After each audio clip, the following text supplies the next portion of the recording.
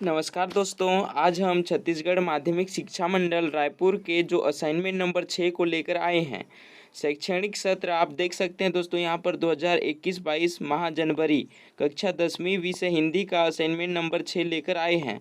तो इसमें प्रश्न एक में दो खंड है दोस्तों, खंड अ और खंड ब। खंड अ का देख लेते हैं। वीर गाथा काल की 4 विशेषताएं लिखी है। तो इसके जो उत्तर है दोस्तों, उत्तर अ, यहाँ पर आप देख सकते हैं। वीरगाथा काल की 4 विशेषताएं निम्नलिखित है। पहला, वीरगाथा काल में युद्धों का सजीव वर्णन किया जाता था। दूसरा, इस काल में वीर रस तथा ओज गुण प्रधान रचनाओं का बाहुल्य है। तीसरा दोस्तों, इस काल के अधिकांश कवि चारण भाट थे, जो कलम के साथ साथ तलवार के भी धनी थे। अगला चौथा पॉइंट देख लेते हैं दोस्तों। चौथा पॉइंट यहाँ पर आप देख सकते हैं कि इस काल में रासो ग्रंथ की रचनाएं प्रमुख थी, जिसमें वीरों का शौर्य प्रदर्शन होता था। प्रश्न ब देख लेते हैं दोस्तों। प्रश्न एक का खंड ब है ना, इसमें बताया है कि भक्ति काल के प्रमुख 2 कवि और उनके रचनाओं के नाम लिखे। तो इसके जो उत्तर है दोस्तों, आप यहाँ पर देख सकते हैं। उत्तर ब, भक्ति काल के प्रमुख 2 कवि और उनकी रचनाएं निम्न है। कवि एक साइड दिया है दोस्तों और इधर रचनाएं दिया है। कवि है अपना पहला तुलसीदास, जिसकी रचनाएं दोस्तों रामचरितमानस और विनय पत्रिका। और दोस्तों दूसरे कवि का नाम है नावादास, जिसके जो रचनाएं दोस्तों भक्तमाल। अगला प्रश्न देख लेते हैं दोस्तों। प्रश्न 2, सचिव सचिव माध्यमिक शिक्षा मंडल रायपुर छत्तीसगढ़ को आपकी 10वीं की अंक सूची की द्वितीय प्रतिलिपि प्राप्त करने हेतु आवेदन पत्र लिखे। तो इसका उत्तर देखिए दोस्तों, उत्तर 2। यहाँ पर लिखोगे दोस्तों, यहाँ पर प्रति सचिव माध्यमिक शिक्षा मंडल रायपुर छत्तीसगढ़, विषय अंक सूची की द्वितीय प्रति भेजने हेतु। उसके बाद लिखोगे दोस्तों, माननीय महोदय, सनम्र निवेदन है कि मेरी कक्षा 10वीं की अंक सूची खो गई है। मैंने सन 2019 में 10वीं की परीक्षा दी थी। इस हेतु आप मुझे अंक सूची की द्वितीय प्रति भेजने का कष्ट करें। इस हेतु मैंने 100 रुपया अपने चालान नंबर 24633 दिनांक 5/1/2022 को आपके नाम में भेज रहा हूं। अतः सचिव जी से निवेदन है कि आप मुझे अंक सूची की द्वितीय प्रति भेजने की कृपया करें। मुझसे संबंधित जानकारी निम्नलिखित है। यहाँ पर देख सकते हैं दोस्तों, पहला लिखना है आपको नाम। यहाँ पर प्रिंस अवस्थी, पिता का नाम श्री अशोक अवस्थी, परीक्षा का नाम हाई स्कूल सर्टिफिकेट परीक्षा, परीक्षा केंद्र क्रमांक 2046, परीक्षा केंद्र श्री बालाजी विद्या मंदिर रायपुर। अनुक्रमांक है दोस्तों 21/11/50-5684। और इसका पूरा पता है प्रिंस अवस्थी CO श्री अशोक अवस्थी, समता कॉलोनी रायपुर छत्तीसगढ़। अगला प्रश्न देख लेते हैं दोस्तों। प्रश्न 3। प्रश्न 3 में अधोलिखित अपठित गद्यांश को पढ़कर नीचे दिए गए प्रश्नों के उत्तर लिखना है। तो यहाँ पर आप देख सकते हैं दोस्तों, परोपकार महत्वपूर्ण धर्म है। प्राणी मात्र के जीवन का तो यह लक्ष्य होना चाहिए। यदि विचार देखा जाए तो ज्ञात होगा कि प्रकृति के सारे कार्य परोपकार है। तो ये दोस्तों अपठित गद्यांश है, जिसको पढ़कर हमें ये प्रश्न के उत्तर देना है। तो यहाँ पर प्रश्न पहला दिया है दोस्तों। प्रश्न आप देख सकते हैं कि प्रश्न 1 में उक्त गद्यांश का उचित शीर्ष लिखिए। तो इसका उत्तर पहला है दोस्तों, इसका जो शीर्षक है दोस्तों, परोपकार महत्वपूर्ण धर्म है। अगला प्रश्न देख लेते हैं दोस्तों। प्रश्न 2, प्राणी मात्र के जीवन का लक्ष्य क्या होना चाहिए। तो इसका उत्तर है दोस्तों, आप यहाँ पर देख सकते हैं स्क्रीन में कि प्राणी मात्र के जीवन का लक्ष्य प्रकृति के सारे कार्य परोपकार के लिए होना चाहिए। अगला प्रश्न देख लेते हैं दोस्तों। प्रश्न 3, प्रकृति के कौन कौन से कार्य परोपकार के लिए हैं। तो इसका उत्तर है दोस्तों, प्रकृति के सारे कार्य परोपकार के लिए हैं। जैसे नदियाँ स्वयं अपना पानी नहीं पीती, पेड़ स्वयं अपना फल नहीं खाते, गुलाब का फूल अपने लिए सुगंधित नहीं रखता आदि। अगला प्रश्न देख लेते हैं दोस्तों। प्रश्न 4 इसी का ही अपठित गद्यांश का ही है। परोपकार का महत्व कब क्षीण हो जाता है। तो इसका उत्तर है दोस्तों, आप देख सकते हैं स्क्रीन में, परोपकार का महत्व प्रत्युपकार की आशा से क्षीण हो जाता है। अगला प्रश्न देख लेते हैं दोस्तों इसी का। प्रश्न 5 सबसे महत्वपूर्ण धर्म कौन सा है? तो इसके उत्तर है दोस्तों सबसे महत्वपूर्ण धर्म परोपकार है।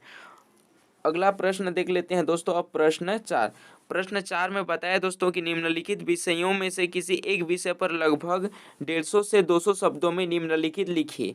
तो यहाँ पर देख सकते हैं दोस्तों ऑप्शन अ में है वृक्षारोपण, ऑप्शन ब में है प्रदूषण की समस्या और समाधान, ऑप्शन स में पुस्तकालय का महत्व। तो आप इन तीनों में से कोई एक को 150 से 200 शब्द में निबंध लिख सकते हैं। तो मैं यहाँ लिखा हूँ दोस्तों ऑप्शन बी प्रदूषण की समस्या और समाधान। तो यहाँ आप देख सकते हैं सबसे पहले लिखना है दोस्तों आपको प्रस्तावना आप यहाँ पर देख सकते हैं कि गंगा मैली हो गई है, गलियाँ गंधा रही है, आकाश विषैली धूलों और धुओं से भर उठा है, वायुमंडल विषाक्त हो उठा है, प्रदूषण की समस्या इतनी जटिल हो गई है कि लोगों का जीना दूभर हो गया है। देखिए दोस्तों प्रदूषण क्या है? प्रदूषण से लोगों का जीना हराम हो गया है। प्रदूषण जल, वायु तथा भूमि के भौतिक, रासायनिक और जैविक गुणों में होने वाली कोई भी अवांछनीय परिवर्तन है जो विकृति को जन्म देता है। प्रदूषण के सभी पदार्थ या तत्व है जो प्रत्यक्ष और परोक्ष रूप से वायुमंडल, जलमंडल तथा पृथ्वी मंडल को दूषित बनाकर प्राणी मात्र के जीवन एवं संसाधनों पर बुरा प्रभाव डालते हैं। अगला यहाँ देख देते हैं दोस्तों तीसरा पॉइंट में प्रदूषण की समस्या। प्रदूषण की क्या क्या समस्या होती है हमारे दैनिक जीवन में, इसको बताना है। तो ये तीसरा पॉइंट है, यह दिन प्रतिदिन भयप्रद बनती जा रही है। शुद्ध जल और शुद्ध हवा का अभाव हो गया है जिससे प्रतिवर्ष हजारों लोग मौत के मुंह में समाते जा रहे हैं। भोपाल गैस कांड, नागासाकी और हिरोशिमा पर द्वितीय विश्व युद्ध में गिराए गए बमों के द्वारा जो विनाश लीला हुई उसकी याद दिलाता है। कैंसर जैसे असाध्य रोगों का बढ़ता प्रकोप प्रदूषण की समस्या का ही दुष्परिणाम है। अगला पॉइंट है दोस्तों कारण। जो प्रदूषण के कारण होते हैं उसको लिखना है आपको। जैसे कि इसमें बताया है कि इस समस्या के कारणों पर विचार करने पर ज्ञात होता है कि अणु परमाणु विस्फोटकों से फैलने वाली धूलों से वायुमंडल और पृथ्वी मंडल सभी विषाक्त हो रहे हैं जिससे रक्त कैंसर होता है। आज संपूर्ण विश्व तेजी से औद्योगिकरण की ओर बढ़ रहा है।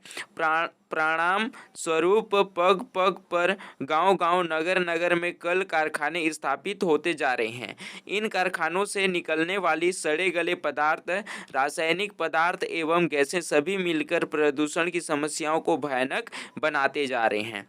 नदी, सरोवर, वायुमंडल सभी दूषित होते जा रहे हैं। वृक्षों, वनों और काटकर बड़े-बड़े नगर बसाए जा रहे हैं।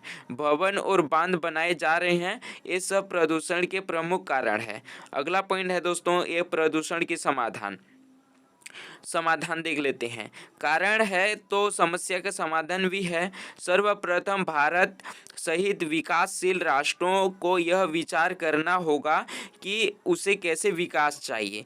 पाश्चात्य देशों का अंधानुकरण छोड़कर इन देशों को अपने प्राकृतिक पर्यावरण तथा आवश्यकता के अनुकूल कल कारखानों को लगाना चाहिए। कारखाने स्थापित करने से पूर्व उनसे निकलने वाली हानिकारक धूल गैसों को उचित दिशा व स्थानों की ओर स्थानांतरित करने के लिए उपाय कर लिए जाने चाहिए।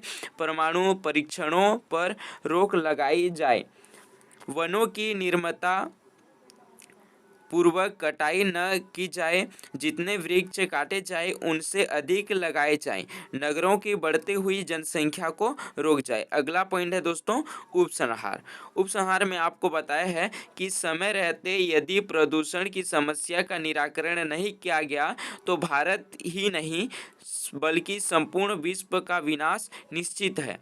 भोपाल गैस कांड एक बड़ी चेतावनी है। सभी लोगों और देशों को चाहिए कि मनुष्यता को सर्वनाश से बचाने के लिए पर्यावरण को स्वच्छ बनाए तथा ऐसा कार्य न करें जिससे प्रदूषण की समस्या बढ़े और पावन गंगा की मैली हो जाए। तो दोस्तों मैं आपको दिखा देता हूं कि और एक बार दिखा देता हूं। आप ये असाइनमेंट नंबर 6 अच्छे से लिख लेंगे। ठीक है दोस्तों।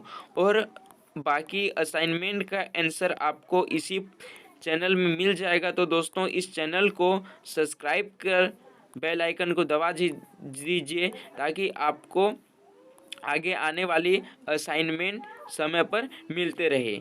चलिए दोस्तों, धन्यवाद।